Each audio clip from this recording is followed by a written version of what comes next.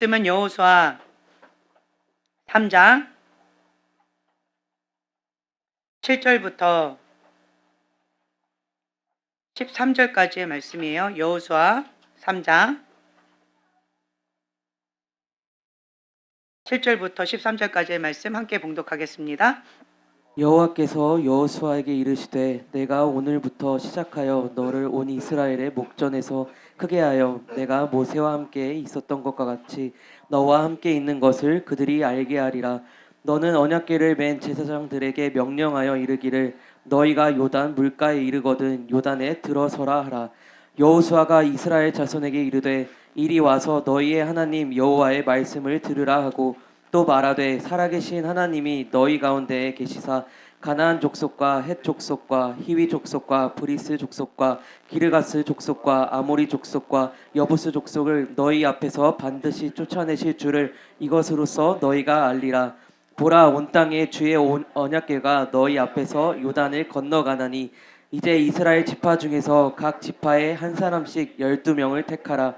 온 땅의 주 여호와의 궤를 맨 제사장들의 발바닥이 요단 물을 밟고 멈추면 요단 물 곧 위에서부터 흘러내리던 물이 끊어지고 한 곳에 쌓여 서리라. 아멘. 아멘. 여호수아의 이 요단강을 건너기 전에 이 여호수아의 심정을 이제 본다면 남의 얘기니까 뭐 하나님 함께 하신다는데 뭐 특별하게 문제 있나 이렇게 쉽게 생각할 수 있을 것 같아요. 많은 사람들이 평상시에는 그래도 기도주를 잡고 나름대로 신앙생활을 하고 있는 것 같은데 문제를 딱 직면하면 갑자기 애기가 되거나 뒤로 자빠지거나 엉뚱한 그러한 상황 가운데 있는 사람들이 좀 많이 있는 것 같아요. 왜 그럴까요? 왜 그럴까요? 우리는 평상시에 건들지 않으면 화가 안 나요. 그렇죠? 네, 착한 사람이에요. 인자하십니다. 온유하셔요. 그렇죠? 네, 너무 온유하시고. 그런데 왜 화가 날까요? 네, 화가 납니다. 그게 화날 일입니까? 네, 화가 납니다. 왜 그럴까요? 건드려지니까 그래요. 문제가 있으니까 그 문제가 딱 맞닥뜨리면 이게 갑자기 그냥 예, 이 신앙인인지 하나님의 사람인지 넌 크리스찬인지 헷갈릴 정도로 힘겨운 그런 상황 가운데 있습니다. 하나님께서는요, 이 바람을 부는 데 있어서 직면하라고 보여주시는 거예요.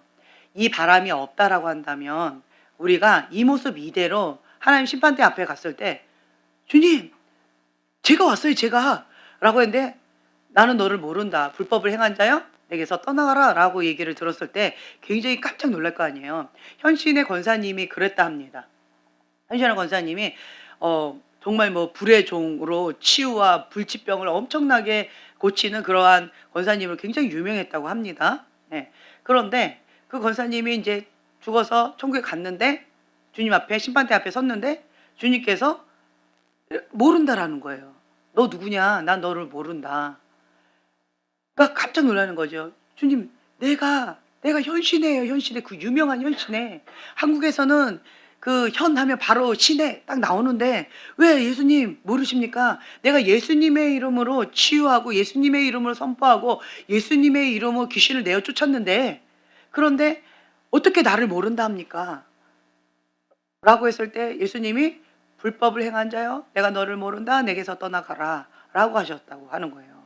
그때 현실의 권사님이 너무 충격받아서 막 싹싹 빌면서 주님 앞에 회개하고 한 번만 더 기회를 달라고 막 이렇게 했다가 죽었다가 다시 살아나 가지고 남은 인생은 주님 앞에 어떻게 살았을까요? 한 번 더 기회를 주셨잖아요. 근데 이렇게 누구나에게 한 번 더 기회를 주실까요? 아니에요. 기회가 대부분 없어요. 이거는 열애적인 상황이에요. 그러니까 이 하나님이 전부입니다라고 했던 사람이 대부분 이런 상황에 있을 것 같아요. 예수님이 주인입니다라고 고백하는 그 사람들이 대부분 이러한 황당한 상황을 직면할 것 같아요. 그래서 하나님께서 이 땅 가운데에서 회개하라고 기회를 주시는 거예요. 은혜입니다. 하나님의 이 심판의 바람은 은혜의 바람입니다. 네, 뭐 하라고? 회개하고 돌이키라고. 주님의 그 뜻 가운데 관영을 맞추라고. 그렇게 하나님께서 기회를 주시는 거예요. 그래서 여러분들은 우리가 죽었다가 막 정말 막 애간장이 녹듯이 하나님 앞에 이대로 그냥 하나님께서 노해버리면 지옥을 바로 떨어지는 건데, 그런데 한 번 더 기회를 주셨기 때문에 다시 이 땅 가운데 오셔서 그분이 어떻게 사셨을까요?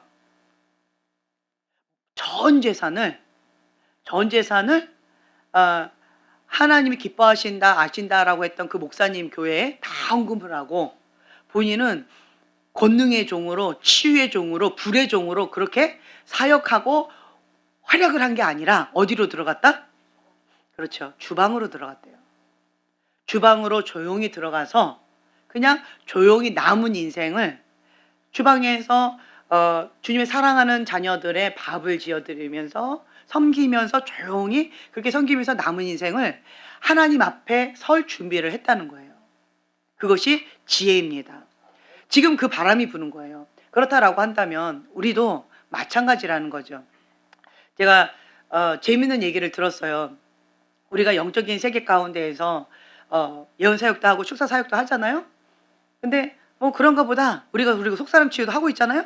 그냥 그런가 보다 라고 하는 거죠.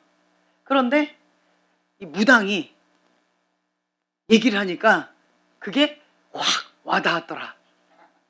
네, 무당이 정말 점치듯이 그런 영의 세계를 하니까 그게 너무나도 현실감으로 와닿으면서 충격을 받았더라 라고 하는 간증을 제가 들었어요. 그러면서 목사님 얘기하고 비슷해요.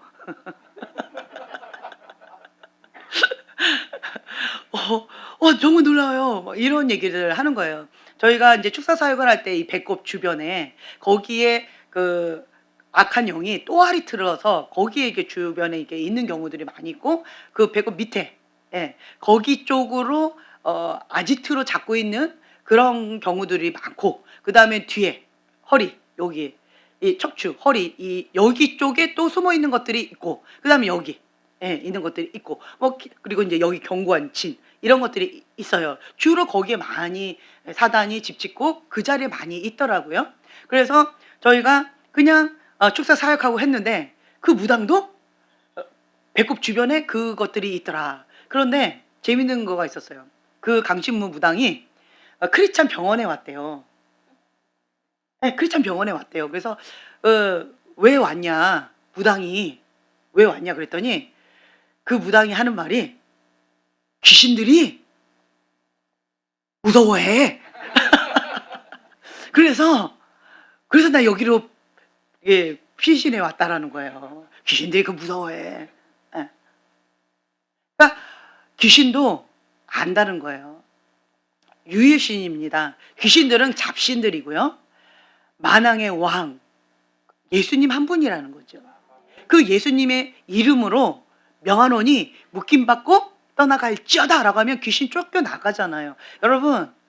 여러분들도 느끼잖아요. 사역 받기 전과 사역 받은 후 내가 뭔가 달라지는 거 느끼지 않나요? 네. 그리고 그 사람이 달라지는 거 느끼지 않나요? 완전히 달라져요. 그리고 그 악한 영을 그냥 예수 이름으로 떠나가. 예전에 제가 영의 세계도 제가 조금씩 배우는 건데, 예수 이름으로 떠나가라고 이제 사역을 했단 말이에요. 그랬더니 진짜 나가긴 나갔는데 근데 떠돌아다니더라고요. 떠돌아다니면서 어디로 갈까요? 그렇죠. 빈집을 찾아다녀요. 빈집을 찾아줘요.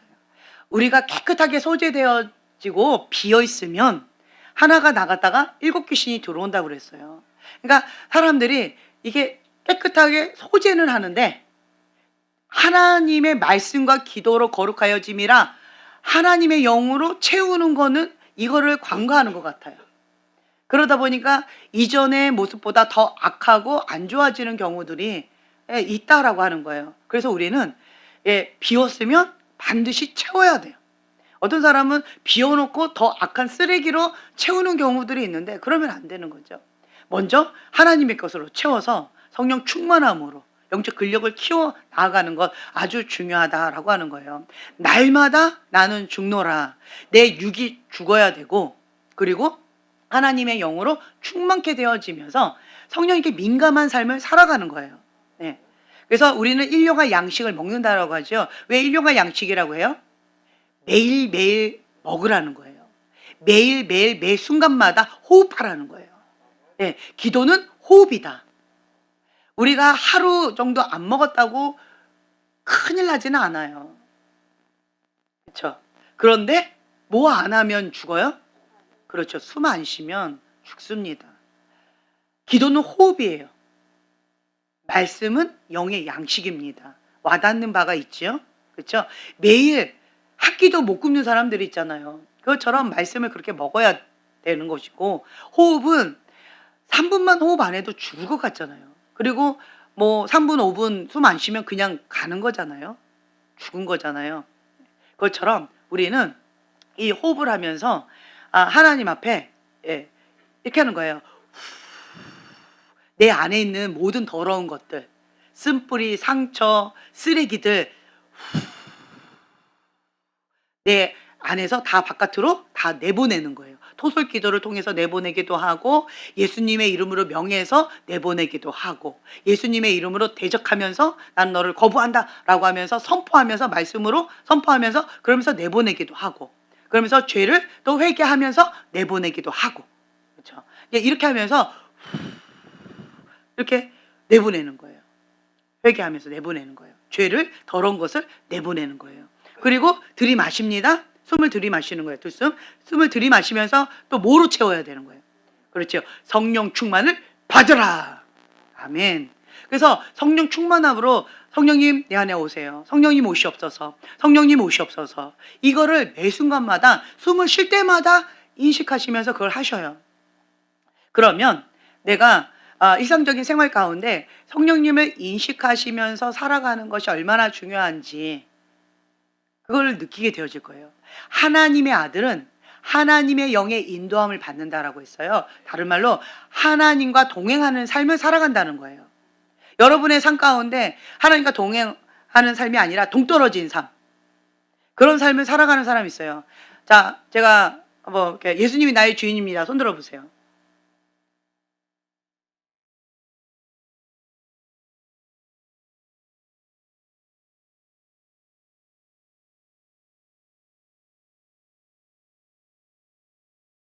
네. 예수님이 나의 주인입니다. 라고 하신 분들, 그러면 정말로 그 마음의 고백대로 하셔야 돼요.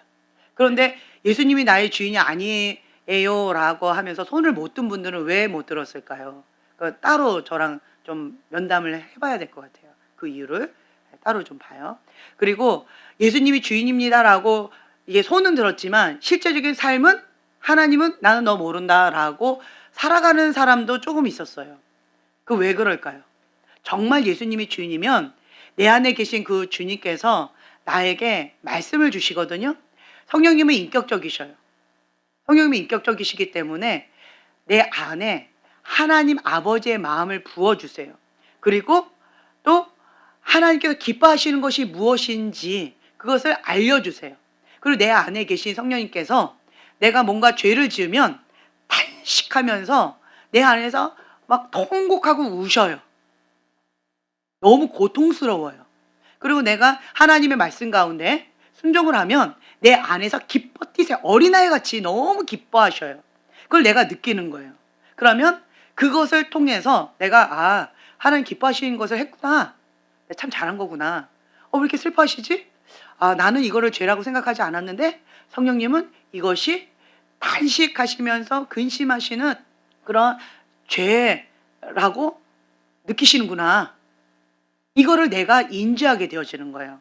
다른 말로요, 모든 기준의 잣대가 무엇이다? 하나님이라는 거예요. 하나님. 하나님이 기준이에요.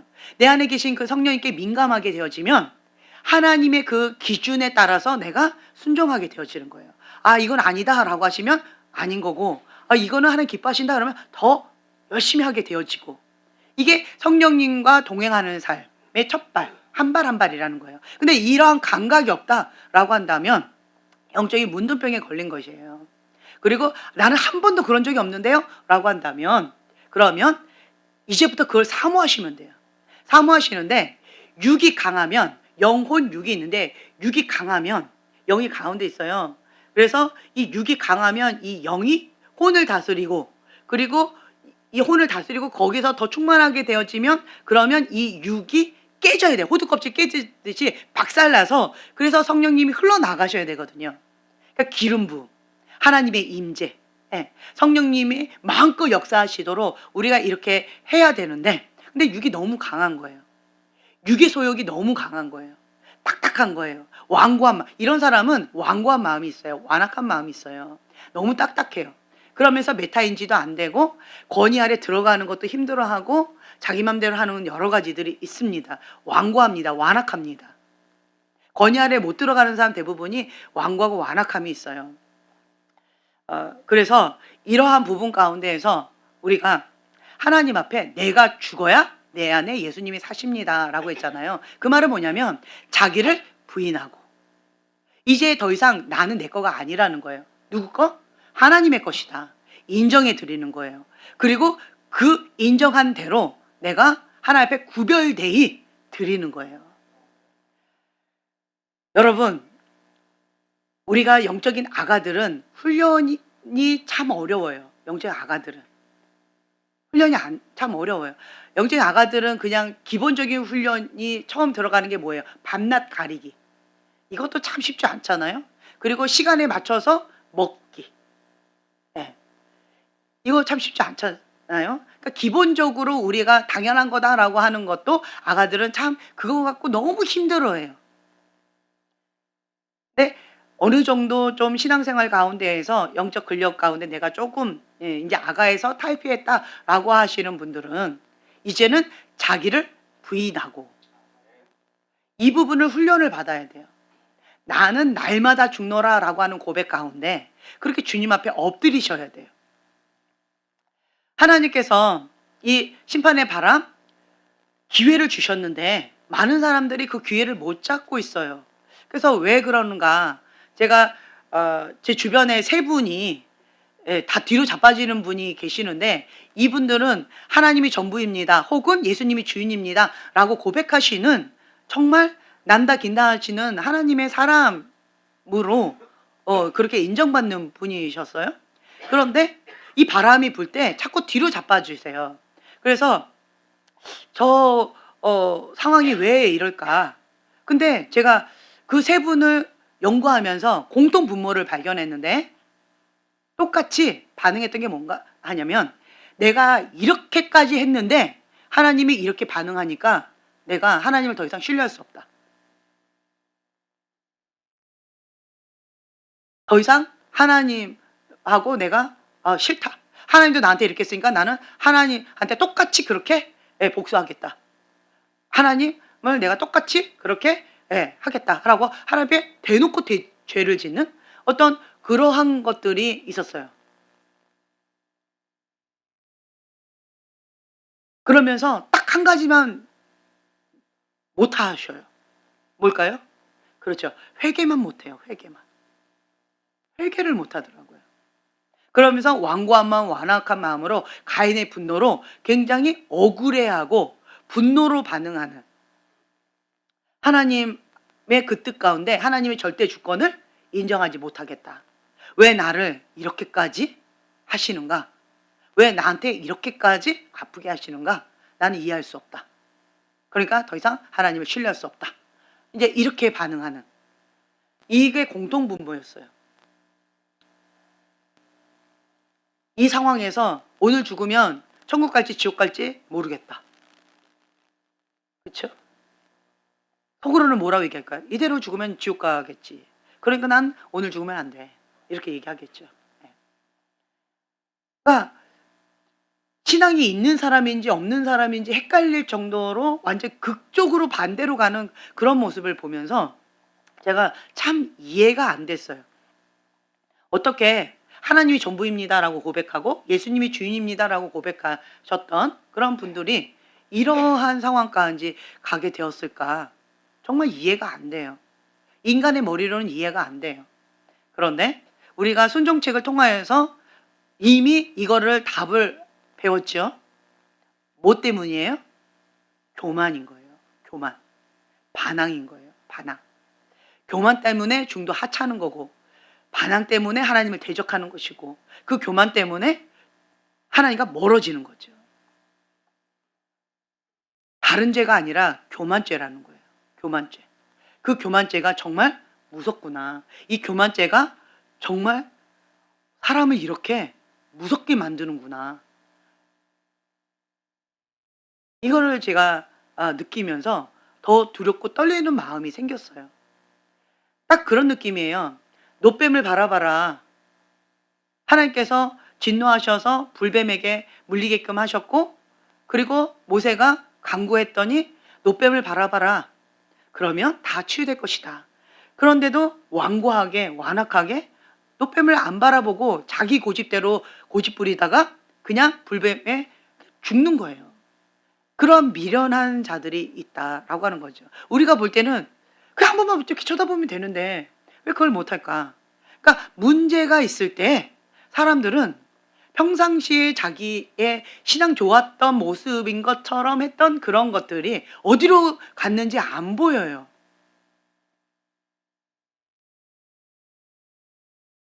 참 알 수가 없죠.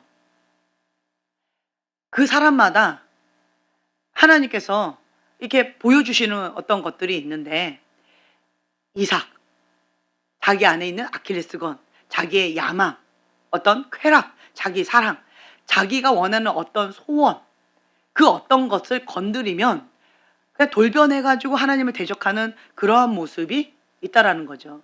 다른 말로 진짜 주인이 누구라는 거예요? 그거라는 거예요. 그거. 이삭이라는 거예요.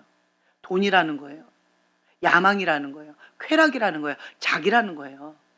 하나님이 아니라는 거예요. 진짜 주인이 가만히 이렇게 안 건드려졌을 때는 우선순위에서 하나님도 믿으니까, 그러니까 하나님이 주인인 것처럼 그렇게 살다가 이게 딱 건드려지니까 돌변해서 하나님 앞에 돌을 치는 거죠. 그것이 우리의 현주소다라고 하는 거예요. 그렇다라고 한다면 우리는 어떻게 해야 돼요? 인정해야죠. 하나님 앞에 직시해야죠. 네. 그리고 어떻게 해야 돼요? 회개해야 돼요. 그냥 엎드리는 거예요. 주님, 두렵고 떨리는 마음으로 회개하고 엎드리는 거예요.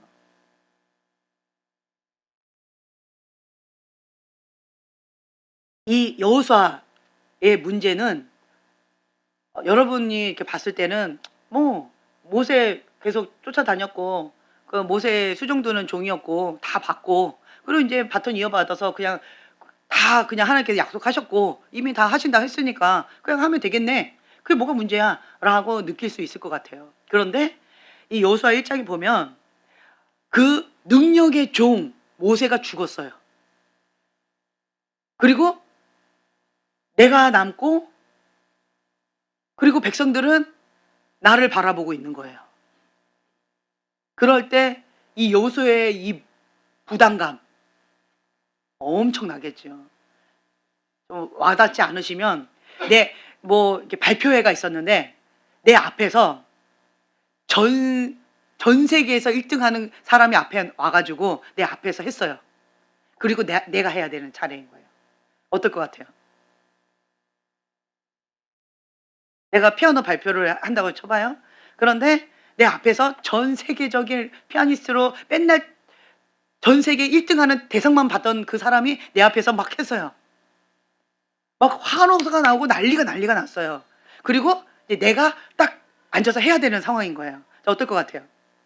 그쯤이야 뭐 이런 마음일 것 같아요. 어떨 것 같아요? 네, 주눅 들고 손이 떨리고, 나는 이번에 처음 나왔는데 피아노 대회에 처음 나왔는데 딱 이런 느낌이지 않을까 싶어요. 정말 능력의 종 부의 종 모세가 그렇게 화려하게 하다가 갑자기, 아니 가나안까지 가야지 왜 직전에 갑자기 사라져 버려? 마음의 준비도 안 됐는데. 그리고 나보고 알아서 하래. 딱 그런 느낌인 거예요. 그 부담감과 눌림과, 그건 문제는요, 짓눌려 가지고 잠이 안 왔을 것 같아요. 그러니까 여호수아가 잠이 안 오니까 계속 주님 앞에 계속 머물면서 주님 어떻게 해야 합니까? 주님 어떻게 해야 됩니까? 그러니까 여호수아도 문제가 있을 때 주님 앞에 엎드렸다라는 거예요. 믿음의 유업을 제대로 받았다는 거예요. 모세가 했던 건 딱 한 가지였어요. 평상시에도 주님과 동행하는 삶을 살았지만 얼굴 대면하면서 그렇게 주님 앞에 살았지만 문제가 있으면 납작 엎드려서 주님께서 행하시기 전까지는 일어나질 않았어요. 여호수아가 봤던 건 그거 한 가지였던 것 같아요. 그래서 그게 믿음의 유업이에요. 그거 하나 본 거예요. 그거 하나. 여러분도 지금 보았잖아요. 그거 하나. 그건 보았잖아요. 그렇죠? 그럼 하면 되네. 그런데 그게 되던가요? 문제가 있으면 교회 와가지고 막 철야하고 기도하고 그거 보았잖아요. 그리고 성경에도 나와 있잖아요. 그런데 그게 그렇게 몸에 배어 있나요? 그렇게 쉽던가요? 여호수아는 주님 앞에 머물면서 이 눌림과 이 부담감과 이 문제에 눌려가지고 그냥 머리가 하얘졌을 것 같아요. 그러면 주님 앞에 할 수 있는 거는 기도밖에 없는 거죠. 그냥 엎드리는 거예요. 기도도 안 되죠. 그러니까 그냥 주님 앞에 엎드려 있겠죠. 그랬더니 주님이 여호수아에게 말씀하시는 거예요. 두려워 말라. 놀라지 말라. 나는 너의 하나님이다. 나는 두려워 떨고 있는 거예요. 너무 놀래버린 거예요. 이 상황이 너무 놀랍고 두렵고 떨리고 어떻게 해야 될지를 알지 못하는 그런 상황인 거예요. 그러니까 주님께서 첫 마디가 뭐예요? 두려워하지 말아라. 내가 너를 떠나지 않을 것이다. 너와 함께 할 것이다. 내가 모세에게 명했던 그 모든 것을 너를 통해서 다 이룰 것이다. 네가 하는 것이 아니라 내가 할 것이다. 두려워하지 말아라. 넌 나만 바라봐라. 그리고 내가 명하는 그것을 너는 순종만 해라. 네가 하는 것이 아니라 내가 하는 것이다. 하나님께서 계속 진정시켜 주시는 거예요. 진정시켜 주시는 거예요. 그러니까 여호수아가 계속 기도하는 거죠. 뭐가 할 때까지. 그 말씀이 내 마음에 새겨질 때까지. 그리고 내 마음에 그 말씀이 믿어질 때까지. 그 약속의 말씀 가운데 내 마음이 진정될 때까지. 평강이 올 때까지. 주님 앞에 머물면서 기도하는 거예요. 그리고 나서 여호수아는 그 약속의 말씀을 붙잡고 그리고 백성들에게 그대로 전하는 거예요. 그리고 상황을 보는 거죠. 두 정탐꾼을 보내가지고 지금 어떤 상황인가 보고 와라 라고 했고, 그리고 이제 3장에는 자신을 성결하게 해라 라고 하면서 주님께서 너희를 향해서 하실 일들을 보아라. 행할 일들이 있다. 너희들은 성결케 하면서 그걸 준비해라 라고 하면서 이 여호수아가 다음 그 7절 이하의 말을 쭉 이렇게 주님과 받는 거예요. 그래서 여호와께서 여호수아에게 이르시되 내가 오늘부터 시작하여 너를 온 이스라엘 목전에서 크게 하여 내가 모세와 함께 있었던 것 같이 너와 함께 있는 것을 그들이 알게 하리라. 하나님께서 약속의 말씀을 또 주시는 거예요. 그러니까 약속의 말씀을 한 번 주시고 또 주시고 또 주시고 또 주셔요. 왜 그럴까요? 그렇죠. 너무 두려운 거예요.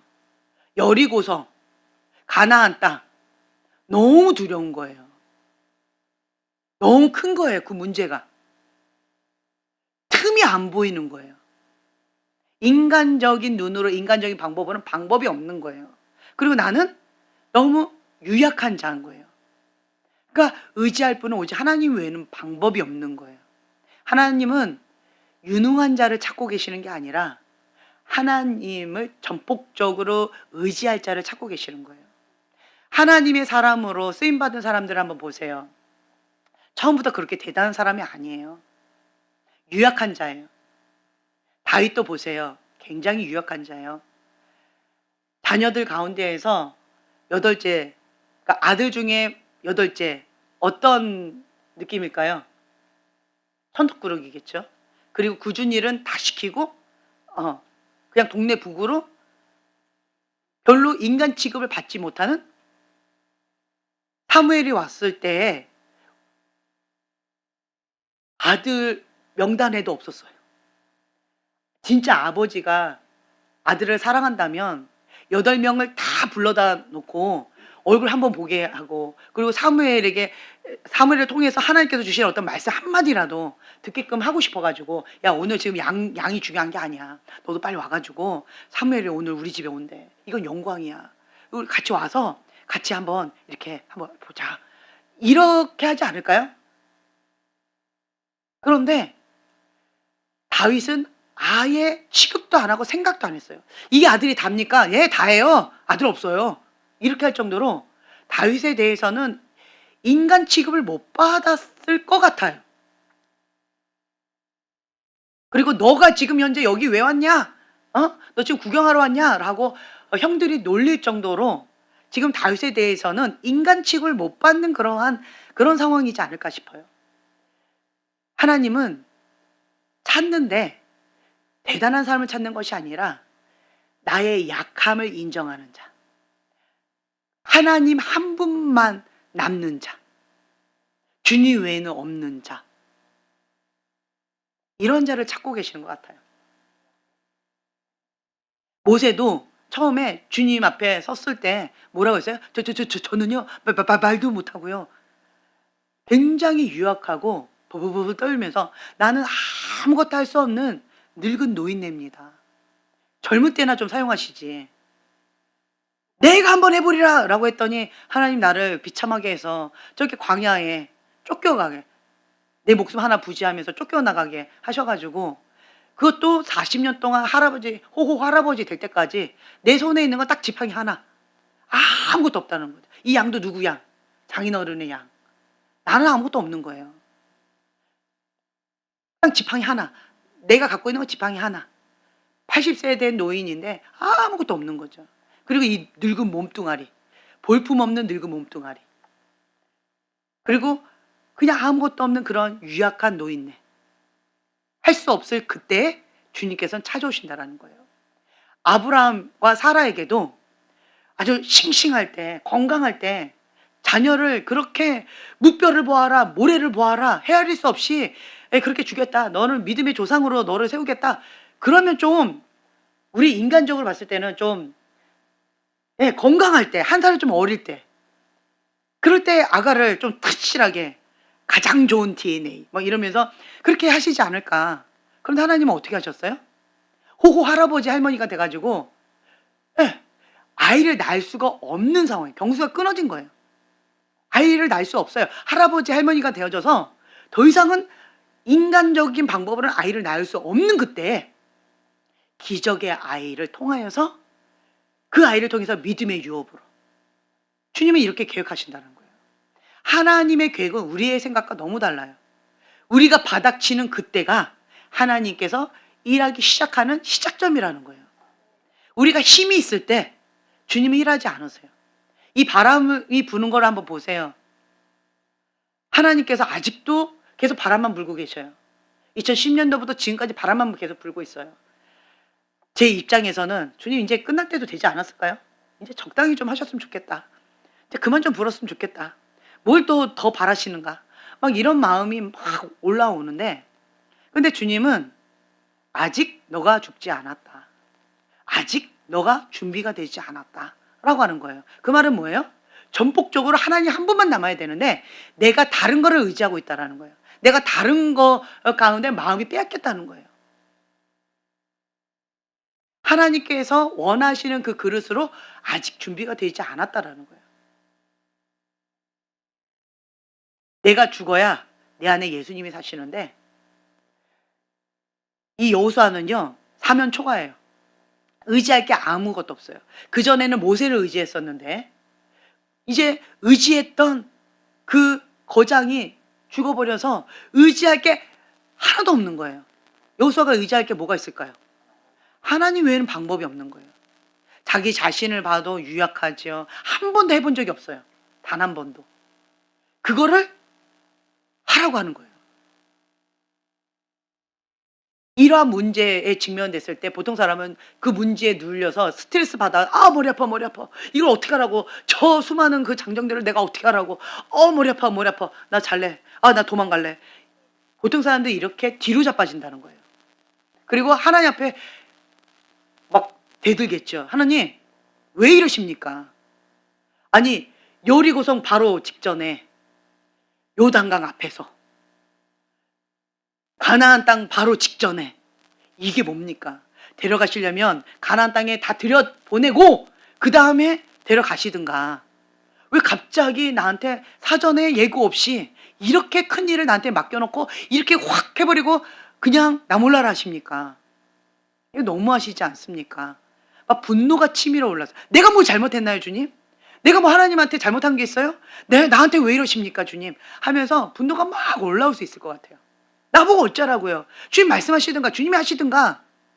저 완악한 이스라엘 백성들, 저들을 데리고 내가 어떻게 하라고? 주님 난 못해요. 이러면서 뒤로 자빠질 수 있을 것 같아요. 그러니까 이 여호수아는 사면 초가예요. 방법이 하나님 외에는 없어요. 모세도 보세요. 모세도 하나님께서 처음 부르셨을 때 모세도 사면 초가. 왕락한 바로왕 앞에 10가지 재앙. 모세가 한 게 아니잖아요.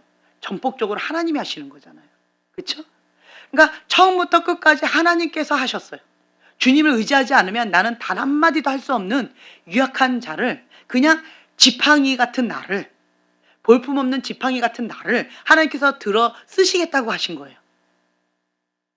그러니까 나를 그냥 주님의 손에 지팡이로서 내어 드린 것 뿐이에요. 그랬더니 주님께서 그냥 사용하셨어요. 주님이 하셨어요. 모세는 정말 마음 진심으로 주님이 하셨다라고 고백할 거예요. 나는 아무것도 한 게 없으니까. 그것이 사실이고. 그리고 또 출애굽해가지고 막 가는데 또 사면 초가. 하나님이 인도하셨잖아요. 근데 또 사면 초가예요. 그럴 때 또 인간적인 반응으로 우리는 또 이렇게 할 수 있어요. 문제에 딱 직면했을 때 내가 하나님의 사람인지 그렇지 않은지 이게 드러나요. 사면 초가 딱 하니까 이스라엘 백성 뭐예요? 우리를 이렇게 죽이려고 여기에 데리고 나왔냐? 이게 뭐냐? 차라리 거기 있었으면 우린 죽지는 않았지. 하면서 돌을 들어서 막 죽이려고 그러고 막 난리를 쳤잖아요. 원망하고 불평하고 하나님이 살아계신 거 맞냐? 이게 뭐냐? 하면서 막 독을 쏟아내고 난리를 치기에 바빴어요. 기도하기보다는 그렇게 원망하고 불평하기에 너무 바빴다는 거죠. 뒤로 자빠지게 바빴어요. 그런데 모세는 어떻게 했어요? 똑같은 상황 가운데 사면 초가. 황당했어요. 근데 이스라엘 백성보다 모세의 그 중압감이 더 컸을 것 같아요. 자기가 가자 하고 데리고 왔잖아요. 하나님께서 여기를 인도하신다라고 데리고 왔잖아요. 그런데 하나님께서 인도하셨다라고 하는 거기가 죽음의 장소처럼 육의 눈으로는 그렇게 보이잖아요. 정말 황당하고 배신감처럼 그렇게 느껴지고 마음이 어려울 것 같아요. 그때 모세는 주님 앞에 엎드리는 거죠. 사면 초가. 그러니까 주님께서 저를 콜링하셨을 때도 10가지 재앙 주님이 처음부터 끝까지 다 하셨습니다. 저는 그냥 지팡이 역할을 했을 뿐입니다. 지팡이는 스스로 할 수 있는 게 아무것도 없어요. 지팡이는 하나님의 손에 붙들림 받았을 때에 능력 있는 지팡이, 기적의 지팡이가 되는 거지. 하나님 손을 떠나면 그냥 지팡이 혼자 서 있을 수도 없어요. 그냥 뚝! 그냥 쓰러져 있고 꼼짝 못하는 죽은 지팡이에요. 볼품없는 지팡이에요. 그러니까 내가 그러한 존재다라고 하는 것을 모세는 인정하고 인식하고 주님 앞에 고백한 거예요. 그렇게 하고 시작한 거예요. 근데 그렇지 않으면 조그만 문제 터지면 내가 뭔가 해보려고 하고 인간적인 머리로 막 돌아가려고 하고 뭔가 막 스펙을 쓰고 뭔가 막 해보려고 발버둥을 친다라는 거죠. 근데 하나님은 그러한 자를 사용하기를 거부하신다라는 거예요. 인간적인 방법으로 뭔가 하려고 하는 그것 자체를 하나님은 안 좋아하세요. 하나님은 최상의 것을 준비해 놓으셨는데 인간적인 것이 이 최상의 것을 대적한다라는 거예요.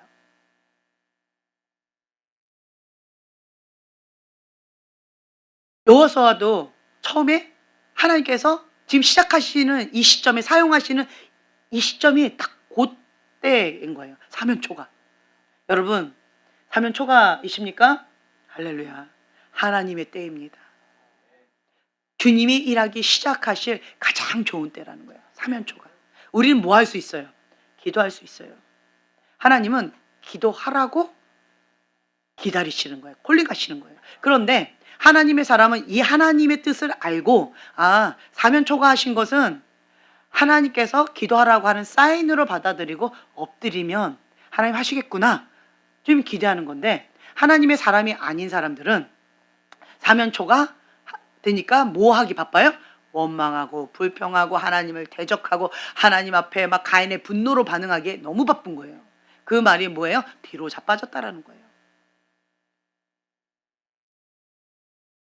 우리가 봤을 때는 그냥 앞으로만 엎드려져 가지고 주님 앞에 기도하고 그냥 주님 앞에 버티게 하는 건데, 그것을 힘들어서 뒤로 자빠져서 이스라엘 백성처럼 막 원망하고 불평하고 가인의 분노로 반응하고 하나님을 대적하고 하나님 앞에 대놓고 죄를 짓고 이러한 것들을 하고 있는 거예요. 이 바람이 불 때 내가 하나님의 사람인지 그렇지 않은지는 기도로 주님 앞에 엎드리는가, 뒤로 자빠져서 이스라엘 백성처럼 원망하고 불평하고 하나님 앞에 막 이렇게 하고 있는가, 그 차이밖에 없다는 거예요. 대단한 차이가 아니에요. 대단한 차이가 아니에요. 하나님 왜 이러시는지 우리는 이해가 안 돼요. 여호수아는 이 상황이 자기가 전혀 예상하지 못했던 상황이에요. 모세만 쫓아가면 가나안 땅에 갈 것이다. 모세만 그냥 따라가면 하나님께서 모세를 통하여서 역사하시니까 알아서 다 하실 것이다. 그러니까 그냥 모세만 따라가자라고 했다가 갑자기 하나님도 안 보이고 모세도 안 보이는 그런 상황 가운데, 백성들은 나만 바라보고 있는 그런 상황 가운데, 근데 나는 갈 바를 알지 못하고 있는 그런 상황 가운데, 여리고성의 문제는 너무 크게 보이고 나는 자신 없고 너무 두렵고 떨리고 불가능하고, 하나님이 하셔야 되는데 하나님이 왜 이렇게 하시는지도 나는 모르겠고 나는 저거를 할 수도 없고, 정말 막막할 그런 타이밍인 거예요. 이것이 여호수아가 처음 쓰임받는 첫 장인 거예요. 첫 장. 요단강. 이 요단강 앞에서, 이 요단강도 우리는 건널 수가 없는데, 요단강도 건너갈 수가 없는 거예요. 여리고성 앞으로 가기는커녕 이 요단강을 어떻게 건너야 될지도 모르겠는 거예요. 저걸 어떻게 건너? 우리는 방법이 없는데. 그러니까 주님 앞에 여호수아는 그냥 주님 앞에 엎드리는 거예요. 언제까지? 주님이 말씀하실 그때까지. 여호수아는요, 문제가 있을 때 회피하고 도망가지 않았어요. 문제가 있을 때 이스라엘 백성처럼 원망하고 불평하면서 가인의 분노로 반응하지 않았어요. 죄짓기에 바쁘지 않았어요. 문제를 직면했어요. 그리고 그 문제를 직면하고 하나님 앞에 문제를 가지고 갔어요. 그리고 하나님 앞에 엎드렸어요. 하나님이 말씀하실 그때까지 그냥 주님 앞에 머물렀어요. 그때 7절의 말씀 주님께서 한 번 더 주신 거예요. 여호와께서 여호수아에게 이르시되. 여러분, 하나님께서 기도하면 바로 사랑하는 아들아 하고 바로 말씀하시던가요? 할렐루야. 그러면 너무 행복하겠죠. 그렇지 않잖아요. 여호수아도 엎드리고 무릎 꿇었을 때 하나님이 바로 짠 하고 나타나서 그렇게 하셨을 수도 있겠지만 그렇지 않을 가능성이 높아요. 그냥 주님께서 말씀하실 그때까지 방법이 없으니까, 다른 선택권이 없으니까 그냥 기다리는 거 외에 방법이 없는 거예요. 그래서 하나님 앞에 엎드렸죠. 주님이 말씀하시는 거예요. 약속의 말씀 다시 주십니다. 그래서 이 여호수아가 다시 한번 담대하게 만군의 여호와 이름을 의지하여 주님 앞에 주님이 명령하신 그것을 순종합니다. 하나님의 사람은 첫째로 문제 직면하고 기도로 주님 앞에 응답을 받습니다. 하나님의 말씀을 들어요. 하나님의 전략을 듣습니다. 하나님의 말씀을 듣습니다. 하나님의 뜻을 구합니다. 그리고 그 말씀 가운데 순종한다는 거예요. 그 다음에 내가 할 수 있는 것 여기까지잖아요. 그 다음에 할 수 있는 게 뭐가 있을까요? 없어요. 순종했어요. 요단강, 자 보세요. 요단에 들어서라. 아니 물이 홍해처럼 딱 갈라진 다음에 그 다음에 들어설게요. 우리는 이러잖아요. 지팡이 먼저 들어주세요. 그러면 요단가 홍해가 딱 갈라지잖아요. 그리고 나서 우리가 건너갈게요. 우리의 계산법은 이거잖아요. 하나님 하세요. 그럼 내가 이렇게 순종할게요. 이렇게 우린 말을 하잖아요. 근데 하나님 그렇게 안 하세요. 물이 이렇게 있는데 그냥 요단에 들어가라는 거예요. 그 말은 뭐예요? 죽으라는 거예요. 죽으라는 거예요. 요단강에 들어가서 죽으라는 거예요. 그 말은 뭐예요? 목숨 걸고 순종하라는 거예요. 하나님의 말씀은요 가볍지 않아요. 하나님의 말씀 순종하는 건요 목숨을 걸어야 순종이 되어지는 거예요. 모세도 사면 초가인 그때 하나님께서 10가지 재앙을 하시면서 하나님이 하나님됨을 나타내 주시지 않았다면 모세는 바로 왕한테 죽든지 아니면 이스라엘 백성들한테 돌 맞아 죽든지 이렇게 죽고 저렇게 죽고 완전하게 죽었을 거예요. 그 말은요 하나님의 말씀 가운데 목숨 걸고 순종해야 그 사명을 감당할 수 있다라는 거예요. 전부를 다 걸었다는 거예요. 여호수아도 이 요단강 가운데 목숨을 걸고 발을 내디디라는 거예요. 들어가라는 거예요. 죽으라는 거예요. 하나님을 신뢰하라는 거예요. 하나님께서 죽이시면 죽으라는 거예요. 하나님께서 살리시면 살으라는 거예요. 나의 생명을 하나님 손에 그냥 맡기라는 거예요. 요단에 들어서라. 이 문제를 직면했을 때 회피하지 말고 직면하라. 그래서 들어가죠. 두 번째, 너희 하나님 여호와의 말씀을 들으라. 하나님의 말씀을 들어야 되는 거예요. 우리는 내 생각대로 이때까지 했던 패턴대로 내 고집대로 하는 것이 아니라 제가 여러분들한테 계속 강조하는 게 있죠. 지금 나에게 말씀하신 하나님의 말씀 그 하나에 순종하라고 제가 말씀드리죠. 지금 그 말씀을 듣지 못하는 사람은요 하나님하고 상관없이 자기 소견대로 신앙생활을 할 가능성이 높아요. 매 순간마다 초점을 고정하고 그 다음에 방아쇠를 당겨야죠. 근데 초점을 고정하지 않고 하나님의 뜻이 어디 있는지도 모르고 그냥 맨날 쏘거든요. 쏘는 거예요. 열심히 뭔가를 쏴요. 관역하고 상관없이. 그게 무엇이다? 죄에서 관역에서 빗나갔다? 그게 무엇이다? 죄다 라고 하는 거예요. 자기가 열심히 뭔가를 하고 있는데 하나님의 음성을 듣지 않고 하나님께서 나에게 말씀하시는 그것이 무엇인지도 모르고 그거 상관없이 그냥 살아가면서 뭔가 열심히 신앙생활하고 종교생활한다 라고 한다면 그러면 그것이 죄라는 거죠. 감각이 없는 거예요. 그래서 제가 여러분들한테 계속 강조하는 게 뭐예요? 관역을 맞추라는 거예요. 하나님의 그 뜻이 무엇인지, 하나님의 말씀이 무엇인지, 하나님의 방법이 무엇인지, 하나님의 뜻이 무엇인지 먼저 들으라는 거예요. 그 음성을 듣고 그 다음에 뭐 해야 돼요? 순종을 하는데 하나님께서는 순종할 때 쉬운 거를 순종시키시던가요? 내가 너무 힘들어하는 걸 순종시키시던가요? 이 사람한테는 쉬울 수 있지만 나한테는 죽을 것만큼 어려운 거일 수 있어요. 나한테는 이 문제가 쉬울 수 있는데 당사자한테는 너무 고통스러워서 숨을 쉬기 어려울 정도로 힘들어할 수 있어요. 각자 개인에 따라 다를 수 있다는 거예요. 근데 하나님 왜 그러한 거를 순종을 시키실까요? 왜 그걸 말씀하실까요? 왜 그럴까요?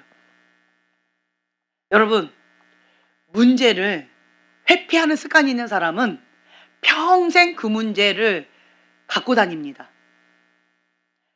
권위에 대한 문제로 저희 교회 온 사람, 그럼 우리 교회에서 또 무슨 문제가 생길까요? 권위에 대한 문제가 생깁니다. 우리 교회에 문제가 있어서 그럴까요? 아니요. 그 사람이 항상 갖고 다니는 문제예요. 내가 가는 곳마다 이 문제가 항상 있는 거예요. 다른 곳에서 돈 문제가 있었어요. 그래서 이곳에 왔어요. 또 무슨 문제가 있을까요? 돈 문제가 있는 거예요. 다른 곳에 관계의 문제가 있었어요. 그래서 이쪽으로 회피해서 왔어요. 그럼 또 무슨 문제가 또 직면해 있는 거예요? 예, 관계 문제가 있는 거예요. 이게 무슨 말이냐면 회피하면 평생을 그 문제에서 이 쳇바퀴 돈다는 거예요. 그 문제에서 못 벗어나요. 왜 하나님께서 그 문제를 직면시키실까요? 그 문제의 수레바퀴에서 나와라! 그 말씀이에요. 그 수레바퀴에서 자유케 해주고 싶다라고 하는 거예요. 그 오두막, 아버지가 그 오두막에서 못 나오고 있으니까 하나님께서 어디로 불러요? 그 오두막으로 부르잖아요.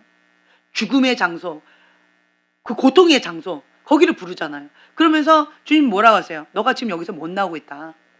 그래서 너를 자유케 해주고 싶어서, 너를 이 오두막에서 해방시켜주고 싶어서 내가 너를 여기로 불렀다. 하나님은 이렇게 하신다라는 거예요. 근데 대부분의 사람들이 그 문제 딱 있으면 자꾸 뒤로 자빠지면서 쳇바퀴 도는 그러한 경향이 있는데, 이거는 자기가 스스로 직면하지 않으면 평생을 죽을 때까지 이 문제에서 벗어나기가 어렵습니다. 하나님이 도와주실 때에 직면하시면 돼요. 이 여호수아도 마찬가지예요. 두렵고 놀래고 무서워요. 나는 할 수가 없어요. 그런데 하나님께서 계속 하시는 거예요. 내가 한다. 너가 하는 것이 아니라 두려워하지 말아라. 놀라지 말아라. 내가 너와 함께 한다. 너는 할 수 있다. 내가 너에게 붙여줄 것이다. 너는 내가 명하는 대로 순종만 하면 된다. 계속 다독여 주시는 거예요. 그리고 또 두려워하면 놀라지 말아라. 두려워하지 말아라. 나는 너의 하나님이다. 너는 나만 바라봐라. 너는 다만 이렇게만 해라. 주님께서 계속 말씀하시는 거예요. 명령한 그것만 해라. 그렇게 말씀하시는 거예요. 나만 바라봐라. 문제 바라보지 말아라. 여리고성 바라보지 말아라. 요단강 바라보지 말아라. 이스라엘 백성 완고한 이 완악한 이러한 사람들 바라보지 말아라. 환경을 바라보지 말아라. 너는 오직 나만 바라봐라. 주님께서 이렇게 말씀하시는 거예요. 그래서 이 여호수아가 이 말씀, 약속의 말씀을 주셨지만 여전히 두려운 거예요. 힘든 거예요. 영적 근력이 딸리는 거예요. 그러니까 여호수아는 계속 뭐만 계속하고 있어요? 기도만 하고 있는 거예요. 사흘 안에 너희가 요단을 건너 너희 하나님 여호와께서 너희에게 주사 차지하게 하는 땅을 차지하기 위하여 들어갈 것임이니라, 이렇게 1장에 말씀하셨는데 3일 안에, 그러면 이 여호수아는 계속 그렇게 말을 해놓고 뭐 하고 있는 거예요? 계속 3일 동안 기도만 하고 있는 거예요. 인간적인 방법으로 기도한다고 떡이 나와요, 쌀이 나와요, 밥이 나와요, 뭐가 나와요? 나와요? 나옵니다. 나오잖아요. 우리는 나오잖아요. 기도하면 나오잖아요. 그런데 인간적인 방법으로, 인간적인 눈으로 봤을 때는 기도만 한다고 될 일이 아니잖아요, 지금. 근데 여호수아는 지금 계속 뭐만 하고 있어요? 기도만 하고 있는 거예요. 그 말은 뭐예요? 하나님 앞을 못 떠나고 있는 거예요. 왜 못 떠나는 거예요? 내가 할 수 없으니까. 방법이 없으니까. 사면초가 하나님 외에는 방법이 없으니까 하나님 앞을 떠날 수가 없는 거예요. 현실을 바라보면 나는 간담이 녹아버리는 거예요. 불가능하니까. 그러니까 난 자신이 없는 거예요. 그러니까 하나님 앞에 딱 달라붙어 있는 거예요. 내 안에 있는 그 믿음도 유약하니까 이 믿음이 이게 있는지 없는지도 나도 모르겠는 거예요. 나도 믿음이 없는데 이스라엘 백성 보고 하라, 이거는 정말 쉽지 않잖아요. 그러니까 하나님께서 주신 말씀을 선포는 했지만 다시 하나님 앞에 가가지고 믿음을 구하는 거죠. 담대한 믿음을 하나님께서 행하실 것을 기대하면서, 하나님이 하셔야 됩니다. 주님 하셔야 됩니다. 나에게 담대한 믿음을 주세요. 주님이 나의 마음을 주장해 주셔야 돼요. 나의 생각을, 나의 마음을 주장해 주셔야 됩니다. 하고 주님 앞에 계속 기도하고 있는 거예요. 그때마다 주님께서는 나타나셔서 말씀하시죠. 내가 너와 함께한다. 담대해라. 너의 손에 붙였다. 행하라. 말씀하시는 거예요. 그러니까 그 말씀을 듣고 여호수아는 순종의 발걸음을 나아가는 거죠. 10절에 보면 살아계신 하나님 너희 가운데 계시사. 하나님은 살아계신 하나님입니다. 능력 있는 하나님이에요. 죽은 하나님이 아니에요. 근데 우리는 때때로 너무 문제가 크게 보이면 하나님이 죽은 것처럼 느껴지잖아요. 문제가 너무 크게 보이면 하나님, 무능력한 하나님, 살아계시지 않는 하나님처럼 우리 느껴지잖아요. 평상시에는 이스라엘 군사들이 나는 군인이야! 딱 멋있게 폼 잡고 딱 이렇게 짠! 이러고 있었을 거예요. 그런데 골리앗이 딱 등장하자 어떻게 했어요? 다 벌벌벌벌벌 떨었어요. 골리앗이 등장하기 전까지 이스라엘 군사들은 나는 군인이야! 딱 멋있게 있었어요. 근데 문제, 골리앗이 딱 등장하자 어떻게 했어요? 문제 직면하자 뒤로 자빠져 버렸어요. 벌벌벌벌 떨면서 하나님이 안 보였어요. 내가 누군지도 잊어버렸어요. 골리앗만 크게 보이는 거예요. 골리앗의 소리만 크게 들리는 거예요. 하나님의 소리 안 들리는 거예요. 하나님도 안 보이고 하나님 소리도 안 들리고 하나님의 자녀라고 하는 선민의식도 다 사라져 버렸어요. 그들을 나에게 붙였다라고 하는 약속의 말씀도 기억이 안 나는 거예요. 벌벌벌 떨고 있는 거예요. 그때 어린 다윗이 나타나는 거죠. 대략 한 15살 정도 되지 않았을까 해요. 15에서 17살 정도. 어린 아이예요. 요런 아이들. 딱 이 사무엘 딱 나타난 거예요. 다윗. 어른들이 다 떨고 있는 거예요. 그랬더니 다윗이 딱 나타나서 외쳐봐. 해봐. 만군의 여호와 이름으로 내가 나가노라. 너는 칼과 창으로 나가지만, 자 보세요. 눈에 보이는 거 아무것도 없어요. 뭐 갖고 간다는 거예요? 만군의 여호와 이름으로 나간대요. 이름. 그냥 그렇게 가는 것 뿐이에요. 하나님이 나와 함께 하신다. 저 개들을 나에게 붙였다. 너는 사람도 아니다. 너는 개다. 라고 하는 거예요. 어디 감히 하나님의 이름을 망령되이 저렇게 하느냐? 막 거룩한 분노가 올라오는 거죠. 문제가 딱 임하면 우리의 진가가 나와요. 이스라엘 군사처럼 평상시에는 군인인 것처럼 딱 멋있게 있다가 문제 딱 직면하면 갑자기 벌벌벌 떠는 이렇게 유약한 이러한 모습인지, 아니면 평상시에는 사람 취급도 못 받다가 어린 아가야 저리 가라, 전쟁 때는 너는 오면 안 돼, 위험해 이랬던, 인간 취급도 받지 못했던 그러한 아이가 문제 딱 직면하자 하나님의 사람으로서 등장하는 이러한 거가, 위기가 기회가 될 수가 있다라고 하는 거죠. 누구에게는요 위기가 기회가 되는데요, 누구에게는 위기가 바닥치는, 밑가부러지는, 하나님과 멀어지는, 뒤로 자빠지는 그러한 고통의 시간이 될 수가 있다는 거예요. 그 차이가 뭘까요? 그 차이가 뭐예요? 내가 하나님의 사람이냐, 내가 하나님의 사람이 아니냐의 차이예요. 정체성이 문제예요. 내가 하나님의 사람이다 라고 한다면 이거 불법인데? 어디로 가서 물어봐야 돼요? 하나님한테 가서 물어봐야죠. 하나님, 이거 불법입니다. 이거는 있을 수 없는 일입니다. 왜 하나님의 사람에게 위기가 있습니까? 이거는 말도 안 됩니다. 하나님 앞에 나아가는 거예요. 하나님의 은혜 보좌에 담대히 나가서 기도하는 거예요. 주님, 이건 아닙니다. 예수의 이름은 불법은 무너질지어다 파쇄하는 거예요. 그래서 하나님의 사람에게는 위기가 기회가 되는데요, 내가 하나님의 사람이라는 정체성이 없는 사람은 위기가 딱 오니까 이게 뭐야? 나 구원했다며, 나 책임진다며, 이게 뭐야 하나님 하면서 하나님에 대한 배신감으로, 하나님에 대한 원망으로 이스라엘 백성처럼 원망하고 불평하고, 이스라엘 군사처럼 원망하고 불평하고, 뒤로 자빠져가지고 가인의 분노로 하나님 앞에 대적하고, 그렇게 악순환하면서 더 악한 죄를 더 짓는 거죠. 이것이 내가 하나님의 사람이냐, 하나님 사람이 아니냐라고 하는, 갈려진다라는 거예요. 여러분들은 지금 어떤 상황이 있으십니까? 문제가, 위기가 기회이십니까? 아니면 위기가 내 인생 가운데 바닥치는, 사단에게 밀가부러지는 그러한 상황입니까? 지금 어떤 상황이에요? 어떠세요? 어떠세요? 대답을 해보세요. 지금 어떠세요? 어떠세요? 제 질문이 어렵나요?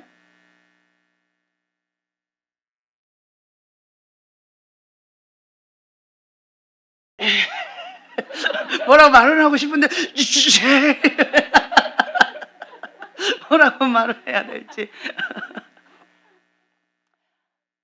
하나님은요, 나를요, 사람 취급도 받지 못하고 다윗처럼 유약한 그러한 버려진 인간 취급도 받지 못하는 이러한 낮고 낮은 이러한 나를 들어서 하나님의 사람으로 사용하시겠다라고 하는 콜링이라는 거예요. 위기가 하나님의 사람에게는 기회가 되고 하나님의 콜링이에요.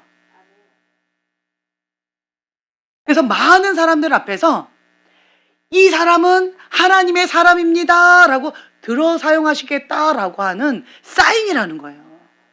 이 골리앗이 위기였지만 다윗에게는 하나님의 사람으로서 다윗이란 이름이 등장하는 시작점이 되어졌다는 거예요. 이 요단강, 여기도 마찬가지예요. 여호수아에게도 이 요단강이라고 하는 것은 위기였어요. 그런데 이 요단강을 딱 건너면서 발을 딱 내디뎠을 때 요단물을 밟고 멈추면 요단물 곧 그 위에서부터 흘러내리던 물이 끊어지고 한 곳에 쌓여 서리라. 그러니까 딱 흘러다가 여기다 이렇게 멈춘다는 거예요. 이렇게 멈추는 거예요. 흘러내려오다가 멈춘다는 거예요. 이게 쌓인다는 거예요. 이렇게. 자, 상상해 보세요. 그러면 이렇게 쌓이면 내가 이게 폭 물 들어가고 이렇게 되고 여기서 물고기가 뽀끔뽀끔하고 나랑 뭐 이렇게 할 수도 있는 것이고, 상상을 한번 해보세요. 물이 쌓인다는 거예요. 그리고 나는 요단강 발을 딱 내딛었을 때 그냥 마르다는 거예요. 그리고 그 마른 땅을 걸어간다는 거예요. 목숨 걸어야 되겠죠. 자, 우리 한강으로 갑시다. 한강에 발을 내딛으세요. 네, 지금 이런 상황인 거예요. 그때 정말로 이 위기가 기회가 되어졌어요. 이 요단강을 건너므로 인하여서 하나님이 여호수아와 함께 하신다라고 하는 것을 하나님 증명해 보이셨어요. 그래서 이스라엘 백성들, 우와! 모세와 함께 하셨던 그 하나님이 여호수아에게도 함께 하신다. 여호수아와 함께 하신 그 하나님을 따르자. 위기가 기회가 되어졌다는 거예요. 그래서 여러분들은 하나님을 신뢰해야 돼요. 사면 초가일 때 우리는 뭘 기대해야 돼요? 하나님의 기적을 기대해야 돼요. 많은 사람들이 간증을 이렇게 하시는데 그 간증하던 사람들 얘기를 한번 들어보세요.